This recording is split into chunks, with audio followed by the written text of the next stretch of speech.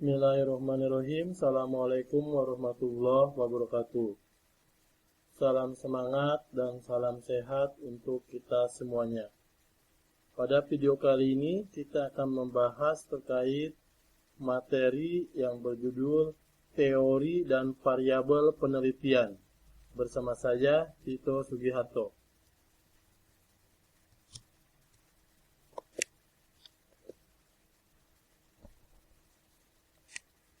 Landasan teori perlu ditegakkan agar penelitian mempunyai dasar yang kokoh dan bukan sekedar perbuatan coba-coba seperti perbuatan trial dan error.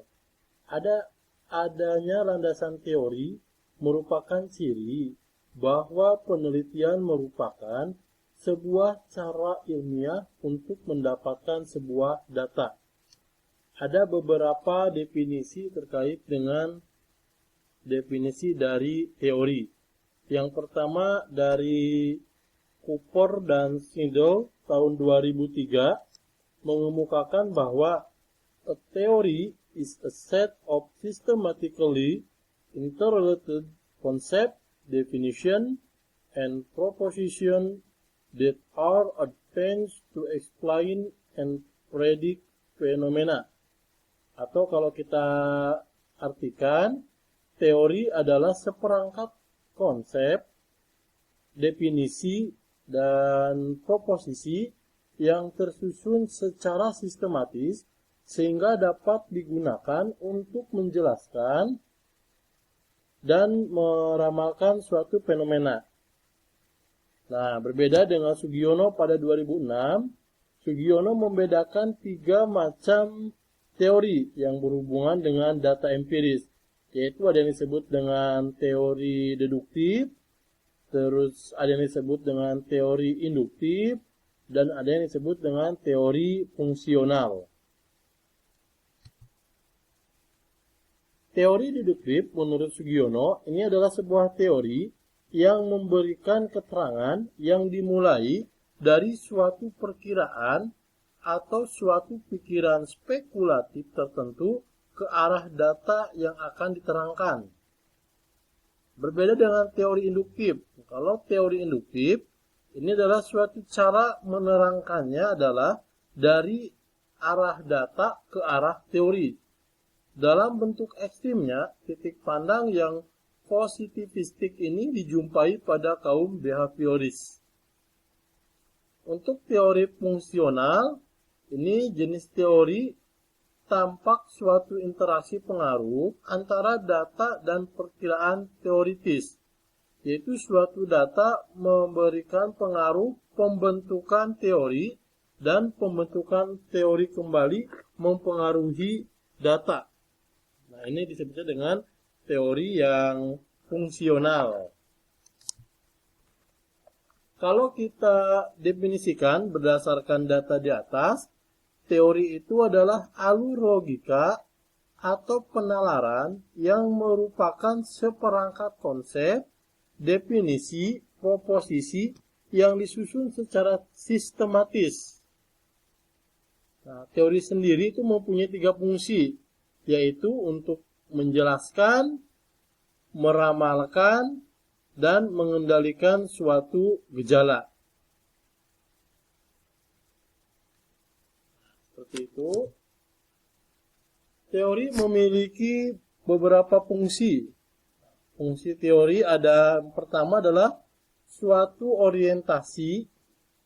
Teori membatasi jumlah fakta yang harus dipelajari.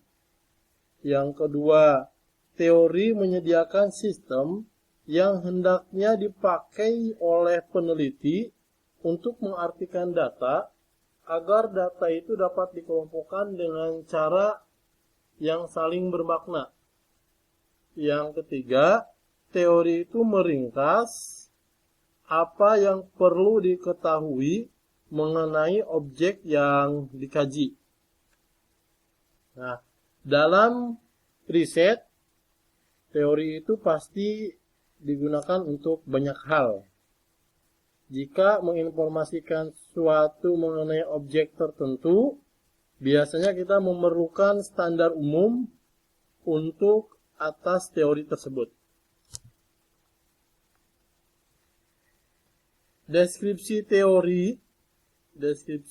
teori dalam penelitian ini merupakan uraian sistematis tentang teori dan hasil-hasil penelitian yang relevan dengan variabel yang diteliti.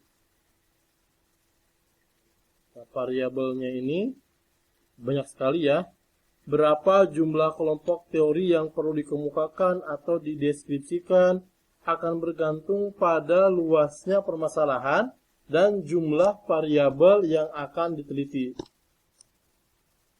Oleh karena itu, semakin banyak variabel yang diteliti, maka semakin banyak pula teori yang akan dikemukakan dalam penelitian tersebut.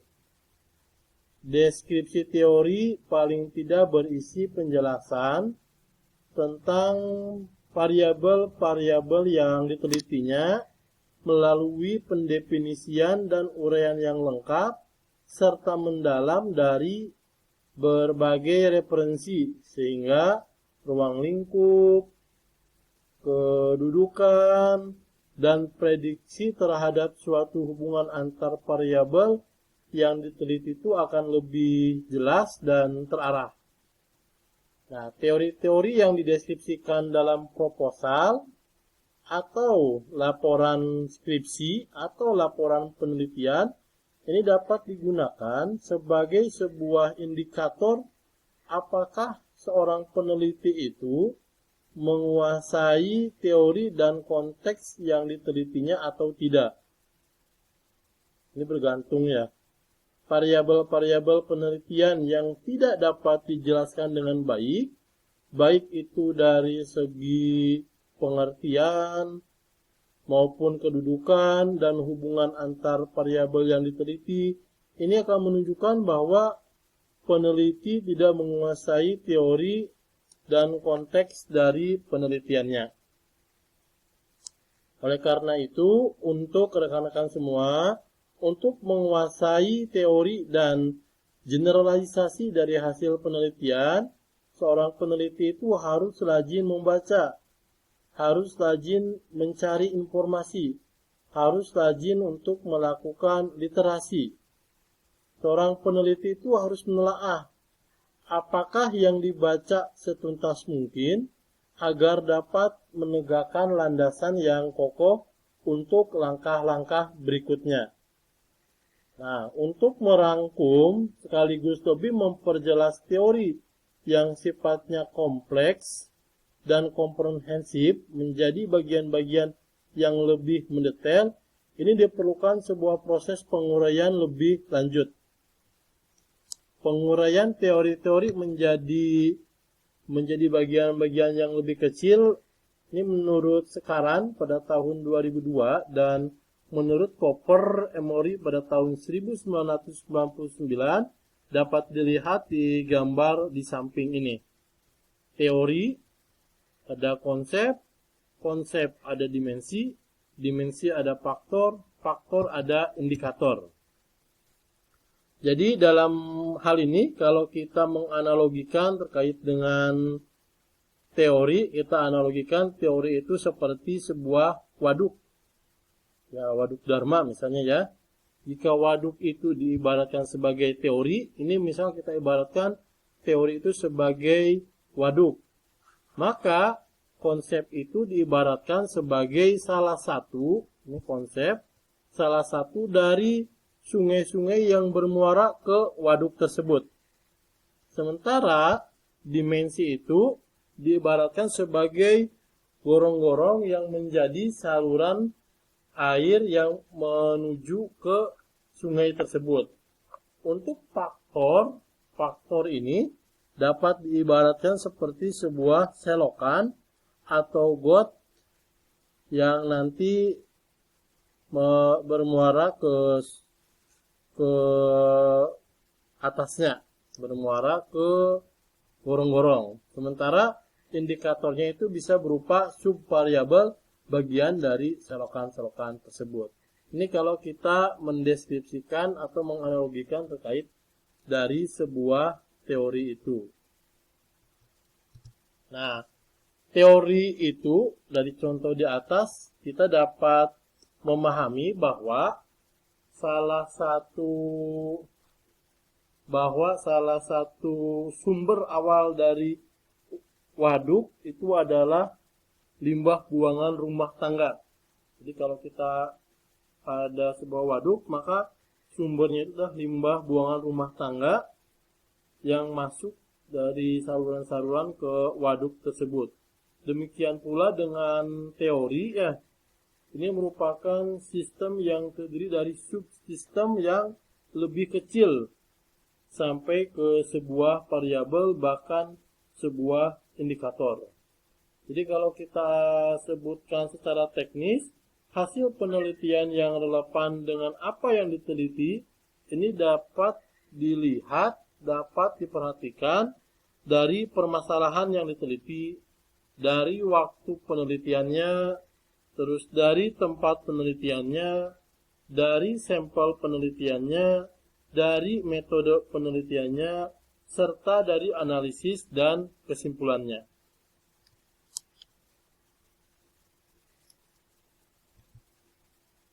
Ada 6 langkah di dalam mendeskripsikan teori. Yang pertama, menetapkan nama variabel yang diteliti dan berapa jumlah variabelnya. Yang kedua, mencari sebanyak mungkin jumlah bacaan yang relevan, baik itu buku, kamus, ensiklopedia, jurnal, paper, majalah, laporan, tesis, skripsi, disertasi, dengan variabel yang diteliti. Yang ketiga, melihat daftar isi setiap buku dan memilih topik yang relevan dengan setiap variabel yang diteliti. Yang keempat, mencari definisi untuk setiap variabel yang akan diteliti pada setiap sumber bacaannya. Yang kelima, membaca seluruh isi topik buku yang sesuai dengan variabel yang akan diteliti. Yang keenam itu mendeskripsikan teori-teori yang telah dibaca dari berbagai sumber ke dalam bentuk tulisan dengan menggunakan bahasa kita sendiri.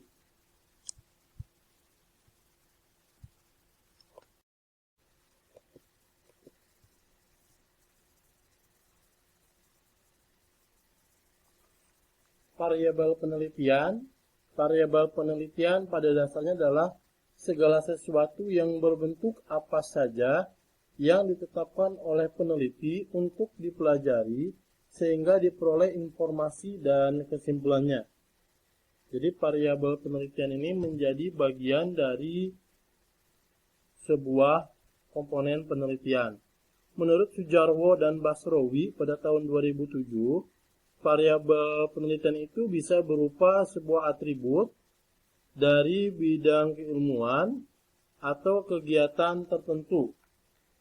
Berbeda menurut Kerlinger 2002, variabel itu adalah konstruk atau sifat yang akan dipelajari, misalnya tingkat aspirasi, penghasilan, pendidikan, bisa juga status sosial, jenis kelamin, produktivitas kerja, dan golongan gaji.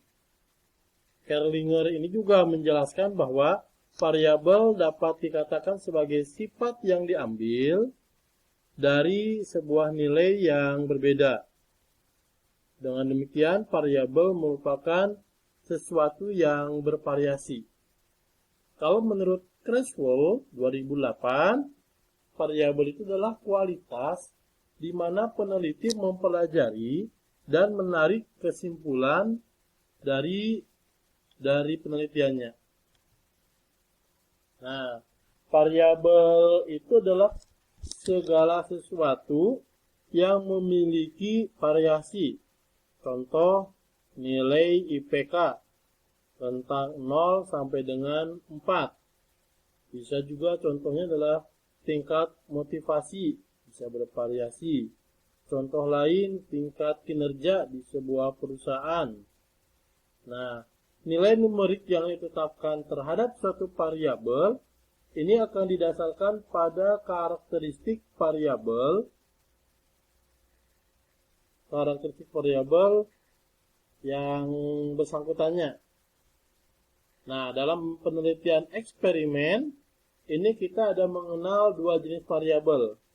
Ada yang kita sebut dengan variabel kontrol atau control variable, dan ada yang kita sebut dengan variabel ekstra atau extraneous variable. Untuk variabel kontrol, ini adalah variabel yang dikendalikan oleh si peneliti agar tidak mempengaruhi hubungan fungsional antara variabel bebas dan variabel terikatnya dalam suatu eksperimen. Ini kita sebutnya adalah dengan variabel kontrol.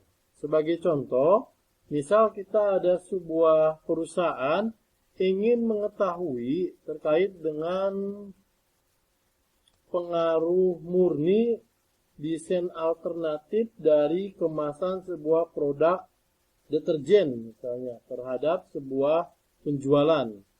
Untuk itu perusahaan misalnya akan melakukan beberapa hal.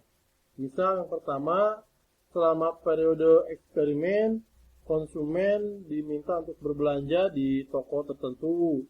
Yang kedua, konsumen hanya berbelanja pada waktu dan jam yang ditentukan dengan jumlah keramaian yang sama. Yang ketiga, konsumen berbelanja selama beberapa hari berturut-turut tanpa terekspos oleh iklan. Yang keempat, terkait dengan harga serta rak pajang produknya dibuat selama periode eksperimen tersebut.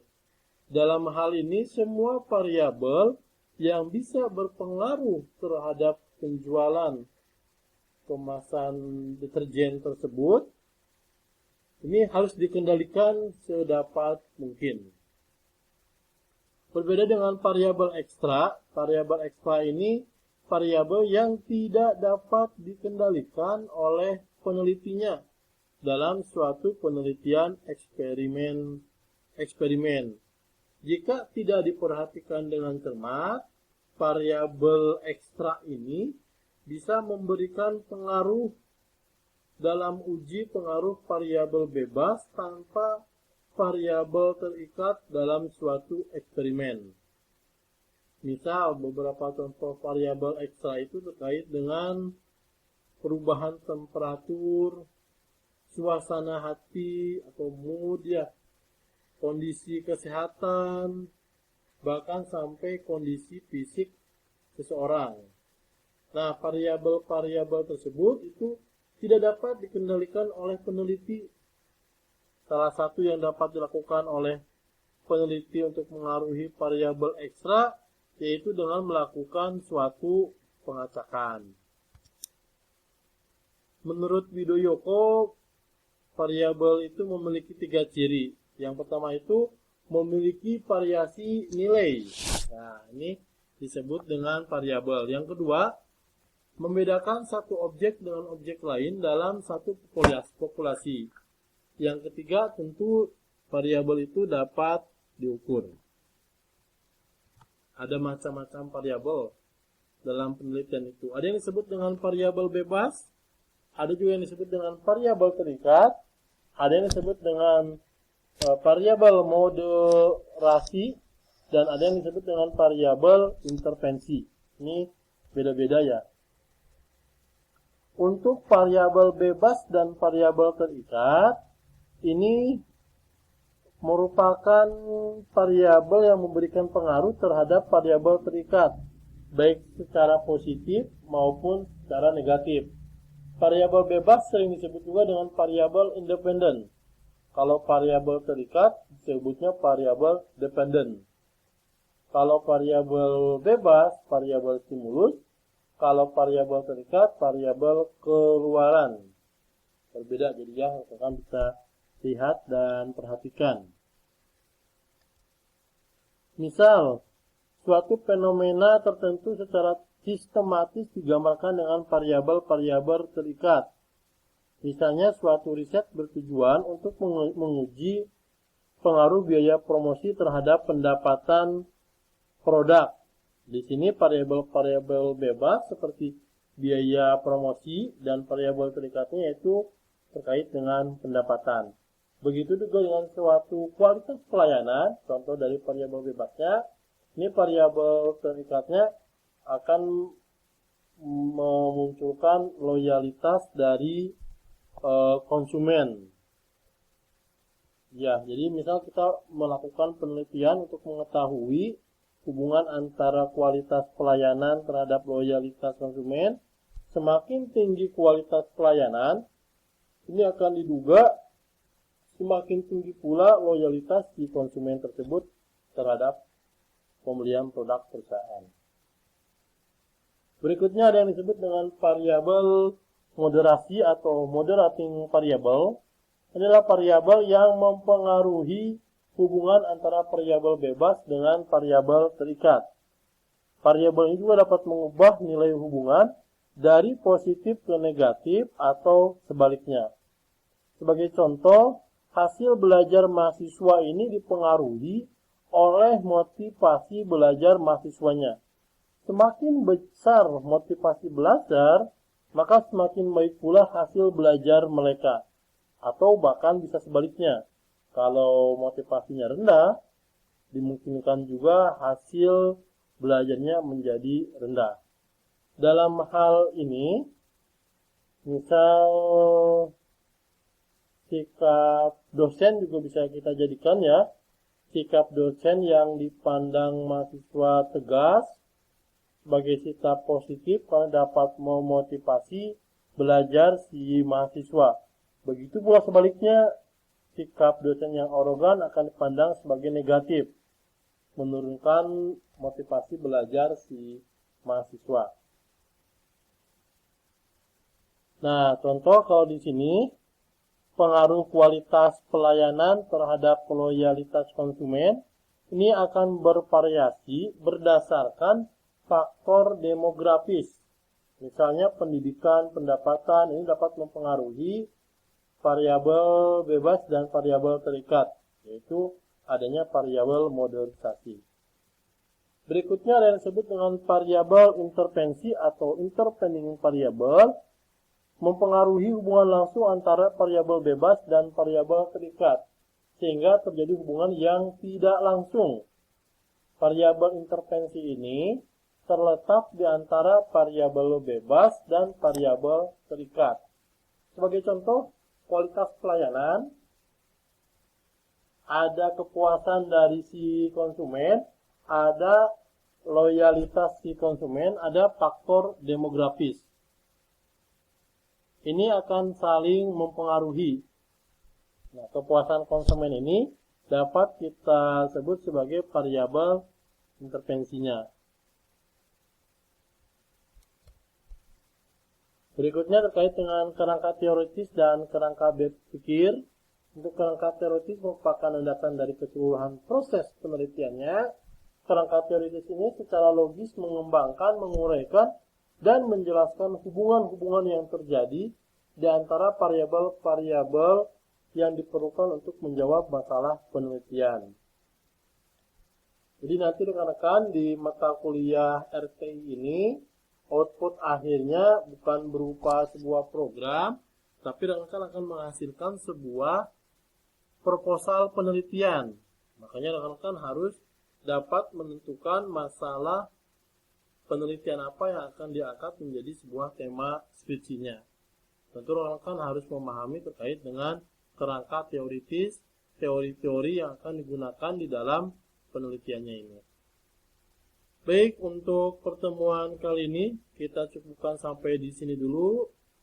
Ada beberapa hal yang ingin didiskusikan, nanti kita diskusikan di forum. Kurang lebihnya mohon maaf, ditutup. Assalamualaikum warahmatullahi wabarakatuh. Terima kasih.